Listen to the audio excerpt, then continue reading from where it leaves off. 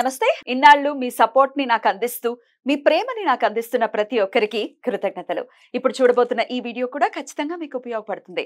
Like, share and subscribe చేసి మీ ఇష్టాన్ని అలాగే మీ సపోర్ట్ ని నాకు అందించండి. అలాగే ఈ వీడియో పట్ల మీ అభిప్రాయాన్ని కామెంట్ సెక్షన్ లో కామెంట్ చేసి నాకు తెలియజేయండి. నమస్తే, వెల్కమ్ టు అవర్ ఛానల్. నేను పద్మిని. ప్రస్తుతంతో పాటు ప్రముఖ ఆధ్యాత్మికవేత్త, వాస్తు జ్యోతిష పండితులు, లలిత ఉపాసకులు, వాస్తు జ్యోతిష శిక్షణ నిపుణులు బ్రహ్మశ్రీ నానాజీ పట్నాయక్ గారు మనతో పాటు ఉన్నారు. మాట్లాడదాం. సార్ నమస్తే. సార్ శ్రీమాత్రే నమః.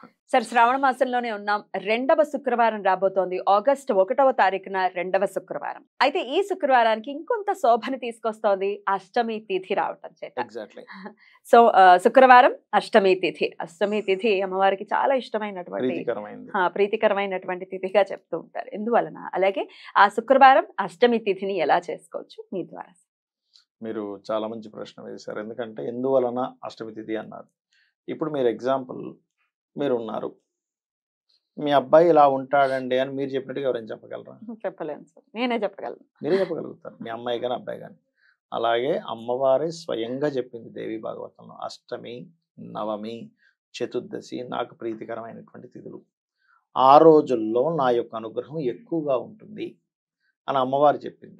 అందుకే ఎవరైనా సాధకులు ఉంటారు చూసారా, అష్టమి టు అమావాస్య చేస్తారు సాధన. ఆ సమయంలో మంత్రం తీసుకుంటారు. అష్టమి రోజు మంత్రం తీసుకుంటారు, కొంతమంది గ్రహణం రోజు తీసుకుంటారు, పౌర్ణమి రోజు తీసుకుంటారు, ఇట్లా కొన్ని ఉంటాయి. అలా ఎవరైనా కానీ అష్టమి నాడు గనక ఒక చక్కగా ఒక మనకి కలశం అది స్థాపన చేసుకొని వాళ్ళు గనక నిష్టగా గనక జపం ప్రారంభిస్తే, అష్టమితో అమావాస్య ఎవ్రీ మంత్ చేసే వాళ్ళు కొంతమంది ఉంటారు సాధకులు.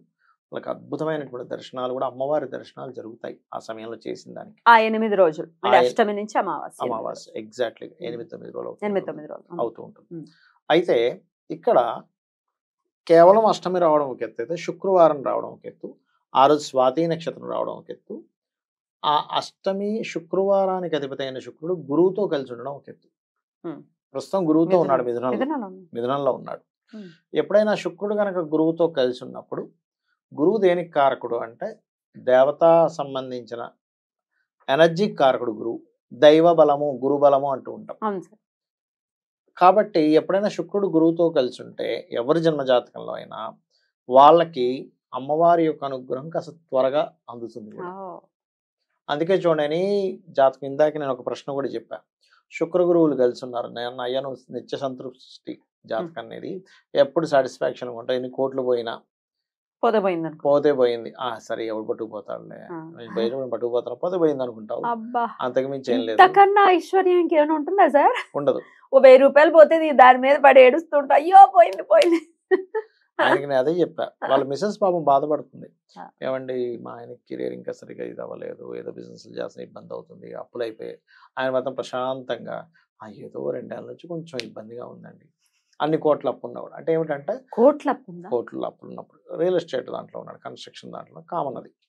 అంటే శుక్ర గురువు కాంబినేషన్ ఎంత గొప్పదంటే మీకు కంప్లీట్ సాటిస్ఫాక్షన్ వస్తుంది, ఉన్న దాంట్లో సాటిస్ఫైగా ఉంటారు, ఏడుపు అనేది ఉండదు. గుర్తుపెట్టుకోండి, ఈ సమయంలో అంటే ఈ కాంబినేషన్ ఉన్నటువంటి సమయంలో గనక ఎవరైతే అష్టమి నాడు ప్రారంభించి అమావాస్య వరకు అమ్మవారి చేస్తారో, ఇందులో కూడా రకరకాలు ఉంటాయి, మనకు రకరకాల కర్మలను బట్టి వస్తూ ఉంటాయిగా ఇబ్బందులు.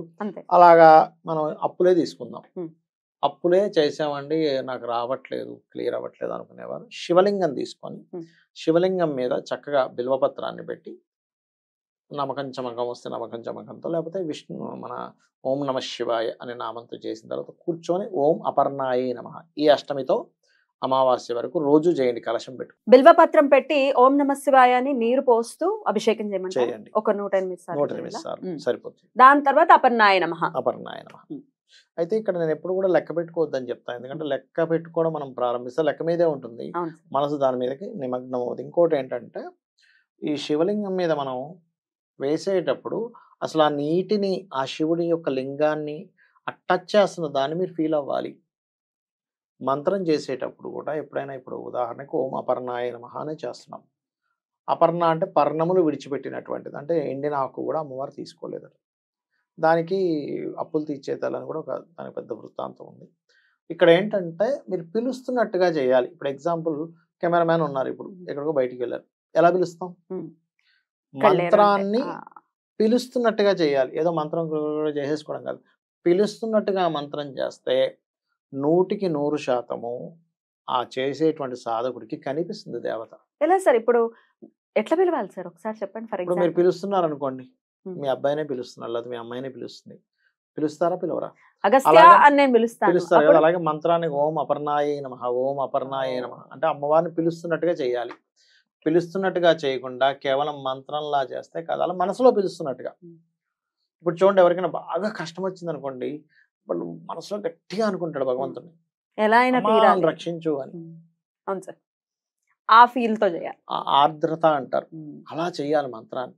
అలా చేయకుండా ఏదో అమ్మయ్య నాకు మాల ఎప్పుడు తిరుగుతుంది. వచ్చేసిందా? వచ్చేసి ఇప్పుడు తిప్పేసుకుందాం. అని దీని మీద కాన్సన్ట్రేషను. లేకపోతే ఒకవైపు మంత్రం చెప్తూ ఎటో పోద్ది మనసంతా. అది కామన్ గా ఫస్ట్ టైం అంటే కొన్ని రోజులు స్టార్టింగ్ సాధనలో ఇది కామన్. అలా కాదండి మాకు ఫైనాన్షియల్ గానే బాగా ఇబ్బందిగా ఉంది. ఓం ధర్మాధ్యక్ష ధనాధ్యక్ష ధనధాన్య వివర్ధిని నమః. నన్ను అడిగితే మీరు మాల పెట్టుకోండి కాదని కాదు. కానీ మీరు ఎక్కువగా టైం పెట్టుకోండి. 1 గంట సేపు చేస్తా రోజు నేను రాత్రి సమయంలో. ఎందుకంటే అమ్మవారి సాధన ఎప్పుడు కూడా సాయంత్రం సమయంలో చేయమని చెప్తుంది. అంటే 7 తర్వాత చేస్తే తొందరగా ఫలిస్తుంది. కాకపోతే ఈ అష్టమి టు అమావాస్య ఏదైతే ఉందో ఈసారి ప్రత్యేకంగా శుక్రవారం వచ్చింది. శుక్ర గురువులు కలిసి ఉన్నారు కాబట్టి ఆ సమయాల్లో కొన్ని నియమ నిబంధనలు పాటించాలి. పొరపాటును కూడా బ్రహ్మచర్యాన్ని విడిచిపెట్టకూడదు. బ్రహ్మచర్యంలో ఉండాలి. ముఖ్యంగా పురుషులకి ఏదైతే వీళ్ళు సాధన చేస్తారో ఆ శక్తి వీర్యంలో వెళ్ళి దాగుతుందమ్మా. నిర్వీర్యం అయిపోతుంది. నిర్వీర్యం అందుకే నిర్వీర్యం అనే పదం వాడారు. మంచి పదం వాడారు. నిర్వీర్యం అయిపోతుంది. అదొకటి.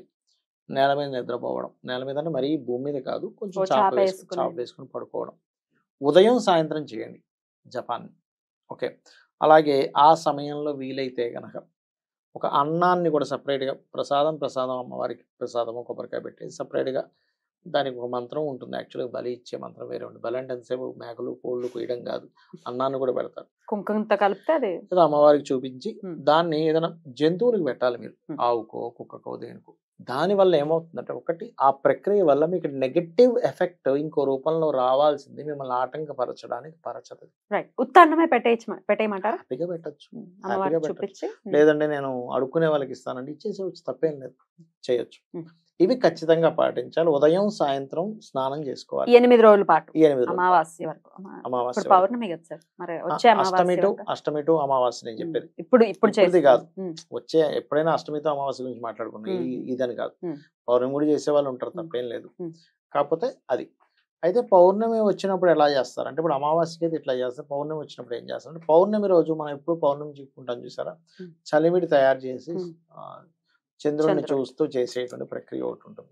ఆ రకంగా చేసుకోవచ్చు. పౌర్ణమి అష్టమి టు పౌర్ణమి తిథి వచ్చినప్పుడు వేరు, అమావాస్య తిథి వచ్చినప్పుడు వేరు. ఇప్పుడు ప్రత్యేకించి ఈ శుక్రవారం మరి అష్టమి తిథితో వస్తోంది కాబట్టి మరి పౌర్ణమి వరకు ఎలా చేయాలో అది చెప్పండి సార్. ఇప్పుడు ఇందాక చెప్పింది నెక్స్ట్ అష్టమి నుంచి ఆ అమావాస్యకు ఉపయోగపడుతుంది. అంటే ఇక్కడ ఏం లేదు, రెండే విషయాలమ్మా. ఇక్కడ అమావాస్య వచ్చినప్పుడు ఉండే ప్రక్రియకి పౌర్ణమికి వచ్చినట్టు ప్రక్రియకి రెండే తేడాలు ఉంటాయి.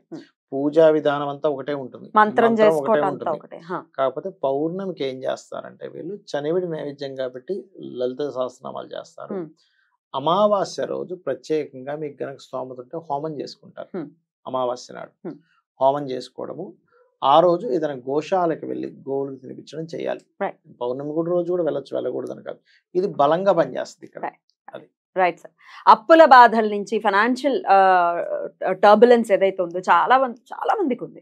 దీని నుంచి బయటపడడానికి డెఫినెట్ గా ఈ 8 రోజుల సాధన పౌర్ణమి వరకు అనుకోవచ్చు, లేదా మళ్ళీ వచ్చే అష్టమి నుంచి అమావాస్య వరకు అయినా అనుకోవచ్చు. వాళ్ళ పరిస్థితిని బట్టి వాళ్ళు చక్కగా చేసుకోవచ్చు అని చెప్తున్నారు. అయితే ఇంకొక చిన్న డౌట్ సార్ నాకు, ఈ పౌర్ణమికి మీరు అన్నం పెట్టాలి అని అంటున్నారు కదా, అమ్మవారికి తెప్పించి పెట్టారు. ఈ అష్టమి నుంచి మొదలుకొని పౌర్ణమి వరకు పెట్టచ్చా? పెట్టచ్చు, తప్పేం లేదు. రైట్. అంటే మీ కర్మ ఆరోపణలు తొలగించుకుంటున్నారు. అలా కూడా చేసుకోవచ్చు. ప్రత్యేకంగా పౌర్ణమి రోజు చలివిడిని అమ్మవారికి నైవేద్యం, అమ్మవారికి అలాగే చంద్రుడికి కూడా నైవేద్యంగా పెట్టచ్చు. ఎగ్జాక్ట్లీ. రైట్ సార్, చాలా బ్యూటిఫుల్ గా ఎక్స్ప్లెయిన్ చేశారు. అపర్ణాయ నమః అనే నామంతో ఎంతో మంది మీ క్లయింట్స్ మీరు చాలా సందర్భాల్లో చెప్పారు ఈ అప్పుల బాధల నుంచి బయటపడ్డారు అని చెప్పి.